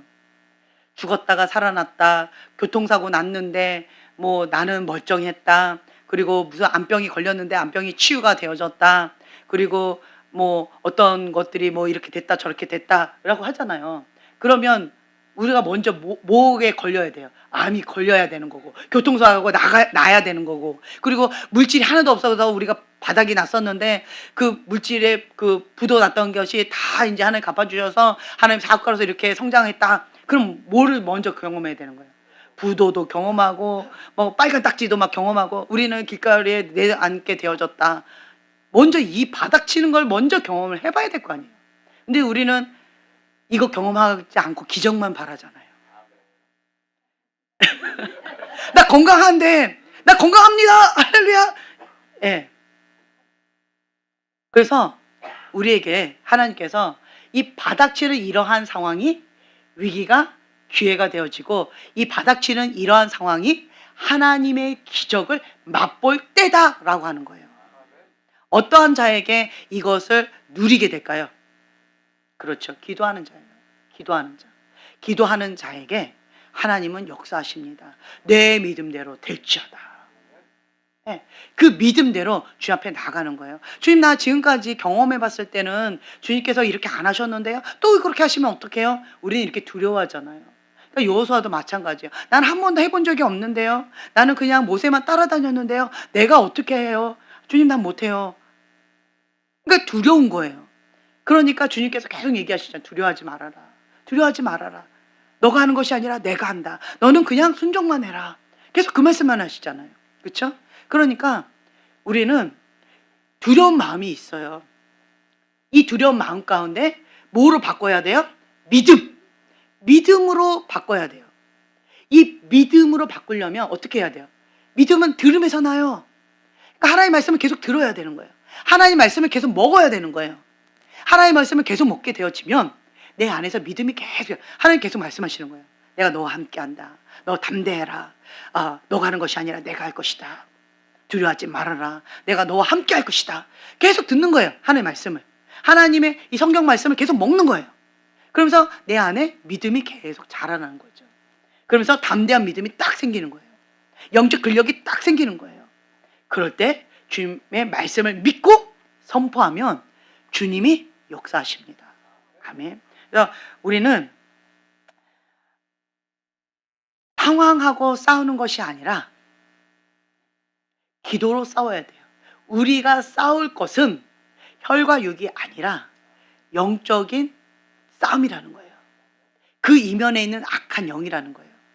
제가 우리 자매님들하고 그런 얘기를 했는데 2008년도부터 제가 지금까지 바벨론 음녀하고 열심히 싸워가지고 이제는 웬만한 바벨론 음녀는 이제는 좀 이렇게 할 수 있는 거룩한 신부의 영성으로 이렇게 할 수 있는 이제 이 정도까지는 좀 되어진 것 같다. 정말 죽었다 살아났다. 너무 힘들었다. 근데 하나님이 지금은 또 뭘 또 붙이셨어요? 작년부터? 그렇죠. 무당의 영, 강신무. 무당의 영을 또 붙이셔가지고 그 무당의 영을 박살내라고 또 작년부터 지금까지 또 그 싸움을 지금 시켜주시는 거예요. 그럴 때 내 안에 막 막연한 두려움과 공포가 막 느껴지면서 힘들었어요. 네. 그러한 상황 가운데 하나님은 저한테 계속 그쪽으로 이렇게 몰아가시는 것 같이 제가 느끼는 거예요. 왜 그러실까요? 지역의 영, 무당의 영. 우리나라에 가장 자리 잡고 있는 것 중에 하나가 뭘까요? 무당의 영이 굉장히 많은 것 같아요. 그 강팍한 마음들, 이러한 쓴뿌리나 이런 상처들의 이런 것들이 이 무당의 영이 굉장히 많은 것 같아요. 그래서 하나님께서 우리나라 땅 가운데 거룩한 영을 부어주시길 원하시는데 첫 번째로 다루셨던 게 바벨론 음녀의 영이었고 이제는 두 번째로는 무당의 영을 지금 다루시길 원하시나 보다. 그래서 정결하게 거룩하게, 그래서 거룩한 부흥의 불을 주시기 위해서 하나님께서 이렇게 준비 작업을 하고 계시나 보다라고 저는 또 이렇게 생각되어져서 또 이제 순종의 발걸음을 나아가려고 합니다. 그리고 빌립 전도를 통해서 우리가 배운 것 중에 하나가 영혼 사랑이었어요. 그리고 이 태아, 이 영혼을 향한 태로 품고 중보하는 이 산고의 고통, 그리고 그 영혼을 위해서 대가 지불하는 그 산모의 마음, 이런 것들을 저희가 배웠어요. 산모는요, 아이를 위해서 음식도 그리고 환경도 여러 가지로 그 10달 동안 절제하고요. 내가 내 몸이 아니에요.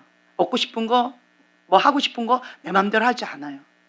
구별되이 이 아이를 위해서 10달 동안 그렇게 헌신합니다. 그러한 것들을 배웠어요. 아가씨는요, 헌신 희생이 없어요. 그러니까 자기중심적이에요. 자기밖에 몰라요. 근데 엄마들은 내가 죽고 아기를 잉태한 거기 때문에 죽음의 대가가 뭔지 알아요. 희생의 대가가 뭔지 알아요. 헌신의 대가가 뭔지 알아요. 그래서 아줌마들은 위대해요. 아줌마들 보면 뻔뻔하고 좀 말이 안 통하죠? 무대뽀죠? 네. 아기를 낳으면 그래요. 아저씨들 좀 어려울 거예요. 그래서 이제 이러한 것들을 좀 배우고 그다음에 영혼 사랑에 대한 마음들을 제가 배웠어요. 하나님 아버지의 마음을 배우는 거예요. 그 한 영혼이 천하보다 귀하다라고 뭐 그렇겠지라고 했는데 전도를 통해서 제 마음 자세가 달라지는 걸 느껴요. 우리 건물에 있는 사람들, 그리고 이 건물, 여기에 있는 사람들도 저는 관심이 별로 없었어요. 전에 교회에 계셨던 분은 입원실이 있으니까 정기적으로 올라가서 계속 섬기고 전도하고 뭐 이렇게 계속 전도하러 다녔대요, 거기를. 근데 우리는 단 한 번도 안 갔잖아요. 단 한 번도 거기에 관심을 안 가졌어요. 여기 건물 사람들하고. 그냥 건물주만 욕했지 여기 사람들하고 별로 이렇게 상대를 안 했어요.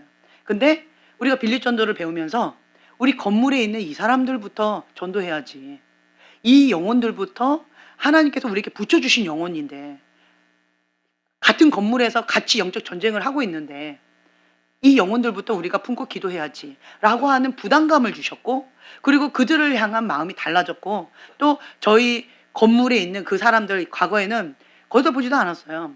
근데 이제는 막 선물도 갖다 드려야 되고 만나면 인사해야 되고 먼저 이렇게 따뜻하게 전도의 대상으로 해야 하니까 내가 머리를 숙이고 정말 이렇게 정성을 다하게 되어지고 따뜻하게 말 한마디 하게 되어지고, 아이 뭐 그럴 수 있지요. 이렇게 딴 때 같으면 뭐 싫은 소리 툭 할 수가 있을 텐데 싫은 소리를 할 수가 없어요. 전도 대상이니까. 자기를 부인하고 이 한 영혼 주님 앞에 올려드립니다 하고 막 이를 가리면서 주님 앞에 막 기도하고 이렇게 되어지는 거예요. 그러니까 이 마음 자세가 달라지더라고요. 그리고 또 저희 교회에 한 영혼이 왔을 때 여러분들 그 사람들이 했던 말들이 적응하기 힘들다. 자기들끼리만 밥 먹네. 자기들끼리만 얘기하네. 자기들끼리만 있는데 내가 들어갈 그러한 틈이 잘 안 보이네. 이러한 얘기들이 참 많이 있어서 관심을 안 가졌거든요. 근데 이 빌립 전도를 딱 하고 나니까 분위기가 좀 달라졌어요. 빌립 전도 훈련을 안 받은 사람과 훈련을 받는 사람과 이게 약간 살짝 갈리는, 그러니까 제대로 훈련 받는 사람과 그냥 대충 훈련 받는 사람은 거기서 거기고, 제대로 훈련 받는 사람은요, 어떤 한 영혼이 딱 왔을 때 대하는 태도가 달라져요. 내가 한 영혼을 전도할 때 쉽던가요? 어려워요. 그 사람이 어떻게 저 영혼을 전도해서 여기까지 오게 했는가라고 하는 그것이 막 와닿는 거예요. 그러니까 모르는 사람이지만 그냥 가가지고 한마디라도 말을 걸어주고 한마디라도 그냥 따뜻하게 해주고 막 신경 써주는 거예요. 이 영혼이 우리 교회에서 은혜 받을 수 있도록, 하나님 만날 수 있도록. 그리고 이 사람을 전도해서 온 그 사람이 어떤 마음으로 이렇게 했을까라고 하는 그 마음에 이게 막 와닿으니까 그냥 막 더 관심을 갖게 되어지는 거예요. 여러분, 그거 달라졌어요. 따뜻해져요. 사람들을 바라볼 때 전도하는 사람은 하나님의 은혜를 먹고 전도를 하니까 이게 계속 흘러나가요. 그러니까 영적으로 성장이 나가는데, 하나님 은혜를 받지만 여기서 딱 멈춰서 나만 은혜 받아야 되고 내가 잘해야 되고 내가 뭘 어떻게 되고 나 지금 살기도 바빠, 나 관리하는 것도 바빠, 이런 사람은 뭐예요? 딱 멈춘 거예요. 이게 뭐예요? 사해바다인 거예요. 이게 사해바다예요. 그러다 보니까 열심히 기도하고 열심히 말씀 묻고 열심히 뭔가 하는 것 같은데 사해바다로 죽음 바다인 거예요. 성장이 없어요. 거기서 거기인 거예요. 거기서 맴돌고 있는 거예요. 그 부분을 딱 지적하더라고요. 우리 교회의 문제점은 사해바다. 그걸 지적해 주더라고요. 왜 하나님께서 이 빌립 전도팀을 우리 교회에게 이렇게 붙이셨는가? 그 이유가 사해바다에서 이제는 잉태하는, 해산하는, 살아있는 그러한 자가 되라고, 생산해내라고. 나만 먹고 나만 딱 하고 믿음의 욥이 안 흘러가는 이게 아니고 흘려보내라고, 생명을 흘려보내라고. 그것이 우리 교회에 필요하다라고 어떤 분이 이 부분을 지적해 줬어요. 그래서 그 말을 인간의 말로 듣지 말으라고, 하나님께서 주신 기회일 수도 있다고 기도해 보라고, 그렇게 두 분이 얘기를 해 주셨어요.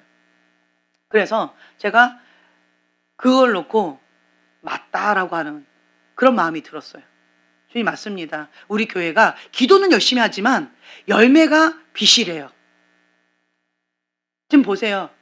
자기 영적 관리한다고 바쁜데 다른 사람을 섬기고 이런 것들이 많이 약해요. 이기적이에요. 자기중심적이에요. 자기밖에 모르고 영적인 아가들이 참 많이 있어요. 이 정도 기도하고 이 정도 했으면 좀 영적으로 성장해야 되는데 아직도 아가에서 못 벗어나는 사람이 태반이에요. 왜 그럴까요? 사회바다라서 그래요. 5살짜리가 친구 5살짜리를 도와줄 수 있어요.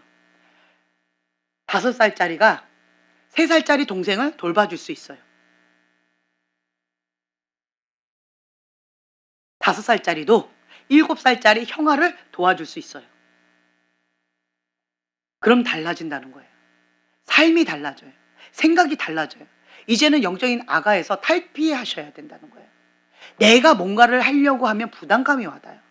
여호수아가 내가 뭔가를 해야 된다. 내가 이 백성들을 이끌어야 되고 내가 요단강을 건너야 되고 내가 요단강을 건너서 여리고성을 무너뜨려야 되고 내가 가나안 정복을 정복해야 되고 그러면 그 압박감에 눌려서 숨을 쉴 수 없었을 거예요. 누가 하신다? 하나님이 하신다. 나는 지팡이라는 거예요. 하나님 손에 들린 지팡이다. 내가 하는 것이 아니라 하나님이 하신다. 이러한 믿음으로 주님 앞에 나를 내어드려야 되는 거예요. 이제 영적인 아가에서 탈피하셔서 이제 해산의 고통을 여러분 느끼셔야 돼요.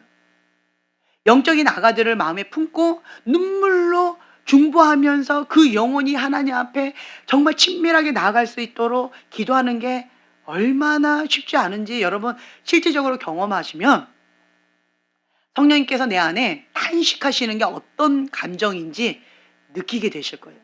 산고의 고통이 없는 사람들은 성령님께서 내 안에서 탄식하시는 거를 잘 모르시는 것 같아요. 제가 죄를 짓지 못하는 이유가 있어요. 제가 그때도 말씀드렸어요. 내 안에서 탄식하셔요.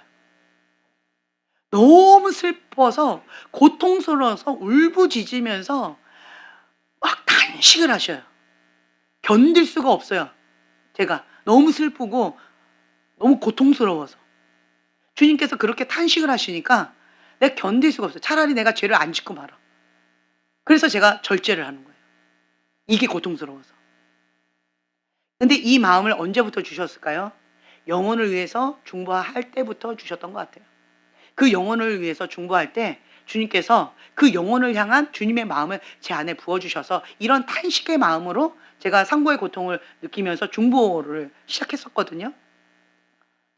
그때부터 제가 이거를 민감하게 느끼면서 성령님께 민감하게 이제 이게 사인으로 와서 굉장히 크게 와닿으니까 이렇게 하면 하나님 슬퍼하시는구나 탄식하시니까 아 이렇게 하면 하나님 기뻐하시는구나 내 안에서 기뻐 뛰 어린아이처럼 막 기뻐 뛰니까 아 굉장히 기뻐하시는구나 이거를 저는 사인으로 받아들이면서 말씀과 기준해가지고 그걸 갖고 이렇게 인도함을 받고 있었어요. 그랬더니 지금까지 그게 맞더라고요. 말씀과 일치하더라고요. 그래서 성령님의 인도하심 받는 그러한 것이 처음에는 그냥 막연했는데 이게 계속 좁혀져 가요. 말씀 기준에 내 안에 계신 성령님과 이게 계속 맞아요. 일치되어 가져가요. 아 그렇구나. 하나님은 이러하신 분이시구나. 하나님 이렇게 하기를 원하시는구나. 그러면서 하나님 앞에 순종하는 법을 배워 나가는 거예요. 여기 민감하셔야 돼요. 우리가 지금 어느 정도 뭐 성장한 다음에 그 다음에 뭐 다른 사람 섬기겠다. 뭐 그것도 좋아요. 근데 하나님의 생각은 우리의 생각과 다른 것 같아요. 지금부터 여러분 할 수 있습니다. 지금부터 할 수 있어요. 어린 샤샤도 할 수 있어요. 그렇죠? 예.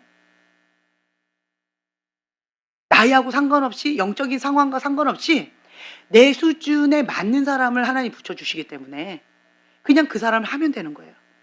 그냥 순종하면 되는 거예요.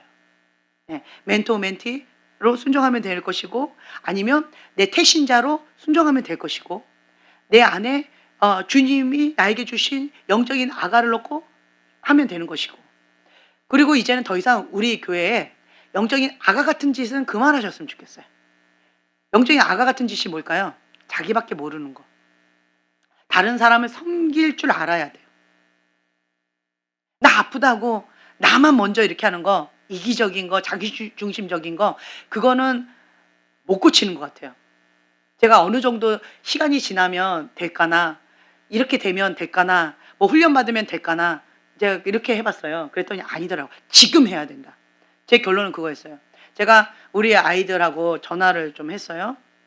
그러면서 제가 무빙 스쿨 해가지고 해외로 아이들 갈 수 있는 좋은 기회가 있었는데, 하겠다고 해놓고는 여건이 안 돼가지고 그걸 취소하게 되어졌어요. 그래서 그거를 어저께 이제 한 아이한테 얘기를 했어요. 그랬더니 그 아이가 막 통곡하고 우는 거예요. 막 우는 거예요. 그래서 내가 물어봤어요. 못 가게 돼서 되게 가고 싶어 했거든요. 못 가게 돼서 너가 마음이 너무 슬퍼서 우니? 이랬어요. 그랬더니 슬퍼서 우니? 엄마가 미안해. 다음번에 엄마가 이렇게 준비해서 하나 앞에 기도하고 준비해서 다음번에는 가자. 이번에는 좀 어렵게 됐다. 너무 미안해. 제가 이렇게 얘기했어요. 그랬더니 그 아이가 막 울면서 이러는 거예요. 엄마가 뭘 미안해요. 엄마 내가 죄송해요. 엄마가 이렇게 어려워하고 힘겨워하고 이러이러한 상황들, 가정에 이러이러한 상황들을 내가 전혀 고려하지 않고 나만 가고 싶다고 내 생각만 했던 거, 그게 너무 엄마한테 죄송해서 울고 있어요. 엄마 너무 죄송해요. 엄마가 뭐가 죄송해요. 엄마는 최선을 다했잖아요. 엄마 내가 너무 죄송해 하고 막 우는 거예요. 그 얘기 들었을 때 제 마음이 어떨까요? 저도 통곡하고 울었어요. 그 얘기 들으니까 더 미안한 거예요. 그러니까 막 울면서 너무 미안해. 너무 미안해. 그러면서 다음번에는 꼭 갈 수 있도록 엄마가 기도하면서 준비할게. 이번엔 제대로 준비를 못했어. 너무 미안해. 하면서 막 그 아이랑 막 울면서 그렇게 통화했어요. 그러고 있더니 그 옆에 다른 아이가 빨리 끊어, 빨리 끊어. 나도 해야 돼, 나도 해야 돼. 뭔 얘기 하고 있는 거야? 막 이러면서 방해를 하는 거예요. 그래가지고 이제 시간도 안 됐는데 자꾸 그러는 거예요. 그러고는 또 이제 저 또 한 거죠. 그러면서 또 엄마 무슨 얘기했어요? 뭐 이러는 거예요. 이런 얘기를 했어. 그랬더니 그래서 우리 못 가게 됐어. 그랬더니 그 아이가 갑자기 얼굴이 확 굳어지는 거예요. 네. 그러더니만 한 10분 정도는 아무 말 안 하고 그냥 가만히 있는 거예요. 그래서 아무 할 말이 없어? 그럼 엄마 끊을까? 그랬더니 네, 끊어요. 이러는 거예요. 없어요? 그냥 끊어요, 그럼. 이렇게 아주 무섭게 얘기하는 거예요. 자, 어때요? A와 B가 있어요. A는요, 정말 가고 싶어 했어요. 정말 가고 싶어 했어요. 그리고 가게 해달라고 간절하게 기도했어요. 그래서 제가 가려고 했다가 취소가 된 거였는데, 상황이 안 돼서. 그런데 B는 가고 싶어 하지 않았어요. 그러니까 제가 얘 혼자만 보내기가 조금 거시기 해가지고 너도 같이 갔으면 좋겠다라고 설득해서 내가 이렇게 신청할게 했던 B였어요. 그런데 이 B가 더 힘들어해요. 어쨌든 이 상황을 제가 보면서 그러면서 제가 느꼈어요. 와, A는 정말 마음이 이쁘다. B는 마음밭이 안 예쁘다. 마음밭이다 이거는. 제가 에너지를 쏟았던 건 B였어요. 정말 에너지를 많이 쏟았고 그걸 놓고 많이 이렇게 했었는데 B는 그 마음밭이 안 바뀌더라고요. A는 10분의 1밖에 안 했는데 마음밭이 참 예쁘더라고요. 긍정적이에요, 사고가. B는 부정적이에요. 그 마음밭이다. 그 사람의 태도다. 그 사람이 바뀌어야지 다른 사람이 도와줄 수 있는 게 아니다. 제가 왜 이 얘기를 하냐면 이 두 아이를 통해서 제가 깨닫는 게 정말 많아요. 내 모습을 보는 것 같아요. 내가 때때로는 A의 마음이 있을 때가 있고요. 때때로는 B의 모습이 내 모습일 때가 있어요. 마음밭이에요. 마음밭. 내가 하나님 앞에 완고하게 그렇게 가인의 분노로 반응하는 거 하나님도 그러실 것 같아요. 그런데 하나님 앞에 주님 내가 잘못했어요. 하나님은 최선을 다했잖아요. 하나님은 나에게 정말 최고의 것을 주고 싶어 하셨잖아요. 그런데 사단이 이렇게 한 거잖아요. 하나님 뭐가 잘못이에요? 내가 잘못했어요. 하나님 앞에 내가 제대로 살지를 못해서 그런 거죠. 내가 깨어있지 못해서 그런 거죠. 하나님 잘못했어요. 이렇게 나아간다면 하나님의 마음이 어떨까? 여러 가지를 좀 생각하게 되어져요. 이 두 아이가 정말 극과 극이기 때문에 통할 때마다 정말 계시가 많이 와요. 네. 그러면서 하나님 앞에 회개하는 마음도 많이 들어요. 깨닫는 게 정말 많아요. 우리의 모습을 좀 봤으면 좋겠어요. 이 모습 가운데. 네. 주님 앞에 우리에게 문제를 허락하신 이유가 있어요. 그러면 그 문제를 허락하신 하나님의 뜻을 찾으셔야 돼요. 근데 그 문제를 허락하신 하나님의 뜻은 찾지 않으시고 그냥 왜 이 문제를 나한테 허락하셨는가? 왜 이 문제가 나한테 있는가? 마지막 찬양처럼 주님 이게 뭡니까? 원망하고 불평하고 이렇게 반응을 하게 되어진다면 하나님 마음도 어려우실 것 같아요. 문제만 바라보는 것이 아니라 그 문제 가운데 계시는 하나님을 바라보고 하나님을 알아가야죠. 그리고 하나님의 말씀을 크게 들으면 사단의 소리, 세상의 소리가 잘 안 들려요. 세상의 소리가 크게 보이고 크게 들리고 세상의 문제가 크게 보이면 하나님이 안 보여요. 하나님의 음성이 잘 안 들리는 거예요. 이게 반비례하는 것 같아요. 그래서 이 문제를 통하여서 하나님은 우리의 믿음을 연단하고 그리고 성장시키기를 원하신다라고 하는 것을 알으셔야 돼요. 그래서 하나님의 사람에게는 위기가 기회가 된다라는 것을 분명하게 아셔야 돼요. 그걸 붙잡으시면 우리의 믿음이 성장하는 그러한 기회가 되어질 것이고 그리고 우리의 믿음이 연단되어지고 단단해져 가는 그러한 정말 기회가 되어진다라는 거죠. 그래서 하나님 안에 있으면 다 약이 되어져요. 모든 것이 합력하여 선을 이루시는 그 하나님을 신뢰하면서 그냥 하나님의 절대 주권 그걸 인정해 드리는 거예요. 오늘도 제가 어떤 목사님하고 이렇게 대화를 하는 가운데에서 그 목사님이 저한테 그러셨어요. 아직도 용서가 안 되셨네요. 이렇게 얘기하시더라고요. 정말 용서라는 것이 쉽지 않은 것 같아요. 내 안에 있는 그 아픈 마음들, 그리고 하나님을 향한 그 아픈 마음들이, 그게 참 쉽지가 않은 것 같아요. 이러한 상황 가운데, 이러한 아픔 가운데, 이러한 위기 가운데, 이러한 문제 가운데 하나님께서 왜 이렇게 허락하실 수밖에 없는지에 대해서 하나님 입장에서 생각하기보다 그냥 그 B 아이처럼 내 입장만 내가 하나님 앞에 외치고 있는 내 모습을 봤어요. 내 모습이 B였어요. 하나님 앞에. B처럼 그냥 하나님 앞에 그냥 왜 하나님 나한테 이걸 허락하셨고 왜 나한테 이렇게 힘들게 하셨고 왜 나한테 이렇게 하셨는가? 내가 뭘 어떻게 하라고 하나님 그냥 좋게 하시지 왜 이렇게 하셨는가? 너무 하나님 이건 아니지 않습니까? 라고 하는 그 아픈 마음들이 아직 해결이 안 됐다라는 거예요. 그러면서 저한테 깨닫게 해주셨던 마음이 뭐였냐라고 한다면 지금 나에게 하나님께서 주시는 게 뭐였냐면 용서와 사랑이었어요.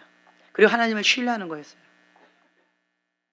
그리고 하나님의 절대 주권을 인정해 드리는 거였어요. 근데 정말 쉽지 않더라고요. 은혜롭게 하다가도 이게 안 됐다가도 안 됐다가 그 씨름을 계속 제가 하고 있는 거예요. 그러면서 다시 한번 제가 깨닫는 게 뭐냐면 하나님은 이 바람이 불면서 제가 바닥을 치면서 여러 가지 힘겨움 가운데 있었단 말이에요. 그 이전에 나의 모습으로 돌아가라는 거예요. 그 말씀을 주시더라고요. 그 이전의 모습으로 돌아가라. 그 이전의 모습은 언제였을까요?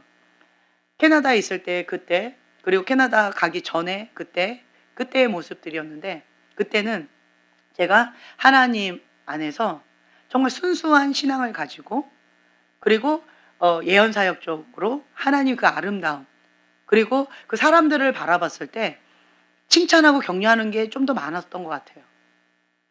아름다움을 보니까 그러니까 사람들이 저한테 자꾸 와요. 왜냐하면 저를 통해서 그 아름다움이 발견되어지고 하나님께서 주신 소망 그리고 믿음 그리고 미래에 하나님께서 행하실 일들 이런 것들을 자꾸 저를 통해서 받게 되어지니까 사람들이 저한테 자꾸 찾아오는 거예요. 살 소망을 얻게 되어지고 믿음을 갖게 되어지고 주님의 사랑을 확인하는 시간이 되어지니까 그 믿음이 더 단단해지고 견고해지니까. 그러니까 저한테 그렇게 많이 사람들이 찾아왔었어요. 근데 지금은 저 좀 보시지요. 그러면 두렵고 떨리는 마음으로 예. 인제 이렇게 되어지는 제가 변했나요? 여러분들이 변했네요. 제가 변했죠. 저의 이 모습을 딱 보여주시더라고요. 내 모습이 B의 모습으로 하나님 앞에 나아가고 있는 나의 모습을 보여주셨고, 그리고 내가 지금 현재 그 사람에 있는 뭐 훈련이다 뭐 이렇다라고 하는 그걸로 그런 쪽으로만 내가 주로 이렇게 하고 있는, 조금 더 치우친 7대 3 정도로 치우친 그런 모습을 저한테 보여주시는 거예요. 그게 왜 이런 모습인가? 이 바닥치면서 2008년도부터 지금까지 이 심판의 바람 가운데 바닥치면서 제가 긴장 모드로 영적 전쟁하면서 나가다 보니까 제 안에 이게 생겨버렸어요. 항상 긴장 모드로. 그러니까 이게 힘이 잘 안 풀려지는 것 같아요. 또 내가 당하면 안 된다. 또 어떻게 사단한테 내가 입이 깔아보여주면 안 된다. 라고 하는 어떤 그런 것 가운데 내가 이렇게 불필요한 긴장감이 많이 생겨버린 것 같아요. 그러다 보니까 자꾸 이제 긍정적보다는 부정적인 쪽으로 자꾸 이렇게 되어지는 어떤 부분들이 있었는데 그것이 저에게도 마이너스다라고 하는 거. 그래서 하나님께서 그 이전으로 돌아가라. 2008년도 이전으로 돌아가라. 그 말씀을 주셨는데 그때는 예언사역적으로 주님의 아름다움을 보면서 저희 시선도 아름다웠고 그렇게 노력을 했고 그러면서 나아갔었는데, 그래서 다른 말로 저의 부르심의 자리로 돌아가라라고 하는 말씀으로 저는 이렇게 와닿았어요. 하나님께서 우리에게 말씀하시는 것들이 있어요. 그것을 우리가 듣고 순종해야 돼요. 쉽진 않아요. 하지만 하나님께서 우리에게 주시고자 하는 것이고, 그리고 우리가 순종하면 하나님께서 행하시겠다라고 하는 약속의 말씀이거든요. 쉽지는 않지만 할 수 있습니다. 그리고 이 위기가 하나님의 손에 붙들린 바 되어지면 기회가 되어져서 영적인 거장으로서 성장해 나갈 수 있는 그런 특권을 누릴 수 있는, 하나님의 기적을 맛볼 수 있는, 하나님의 손에 붙들린 지팡이와 같은 그 사명을 감당할 수 있는 그런 기회가 될 수 있다라고 하는 거예요. 그래서 여러분들은 하나님 앞에 죽기까지 순종하는 거, 하나님 그걸 요구하시더라고요. 죽으면 죽으리라. 죽으면 죽으리라. 네. 그래서 여러분들도 주님 안에서 하나님은 때때로 이해할 수 없고 뭐 이 작은 머리로 하나님을 알 수는 없지만 그냥 하나님의 절대 주권을 인정하고 죽으면 죽으리라. 주님을 신뢰하고 갑니다. 주님 아니면 내가 어디로 가오리까? 주님을 신뢰하면서 주님을 의지하면서 나아갑니다. 우리는 문제에 쳇바퀴 도는 그러한 사람이 아니라 문제를 직면하고 문제를 하나님 앞에 가지고 가서 하나님의 말씀을 듣고 하나님의 방법으로 그렇게 문제를 가지고 나아가는 자입니다. 그리고 또한 이 문제를 가지고 하나님의 기적을 기대하면서 주님을 바라봅니다. 우리는 문제를 이기는 자입니다. 우리에게는 하나님이 있습니다. 하나님의 사람이다라고 하는 것은 내가 하나님이 나와 함께 하신다는 거예요. 그런데 여러분, 뒤로 자빠진 사람은 뭐가 빠진 거예요? 하나님이 빠진 거예요. 그러니까 그런 별 볼 일 없는 인간인 거죠. 뒤로 자빠졌다라는 건 하나님이 빠졌다는 거예요. 그럼 우리는 정말 미련하고 악하고 약하고 그러한 유약한 죄인인 거예요. 그러니까 죄를 짓는 거죠. 뒤로 자빠지면, 하나님 빠져버리면 그냥 죄인만 남아요. 그런데 우리가 하나님 앞에 엎드린다는 건 내가 하나님의 사람입니다. 하나님 외에는 방법이 없습니다라고 하나님을 인정해 드리는 거예요. 내가 하나님의 사람이다라고 하는 정체성, 이거 빠지면 아무것도 없어야 돼요. 나는 하나님의 사람입니다. 아멘. 하나님의 사람은 하나님이 함께 하셔야 됩니다. 우리가 주여 3번 부르짖으면서 우리는 하나님의 사람입니다. 하나님의 사람에게는 위기가 기회입니다. 주님, 이 바람 가운데 하나님께서 지금 이 연단의 과정을 허락하셨는데, 이 문제를 허락하셨는데, 내가 보기에는 인간적으로 산처럼 골리앗처럼 너무 크게 느껴지는데, 그렇지만 그 문제보다 하나님이 더 크게 보입니다. 그 문제 이면에 하나님을 바라보겠습니다. 하나님을 의지하겠습니다. 이 문제 가운데 계시는 하나님을 알아가겠습니다. 하나님의 말씀을 더 크게 듣겠습니다. 이 말씀을 듣고, 하나님의 말씀을 듣고, 하나님을 바라보고, 하나님을 의지하며 주님 앞에 끝까지 승리할 때까지 이 문제를 주님 앞에 가지고 나아가겠습니다. 주여 3번 부르짖고 기도하겠습니다.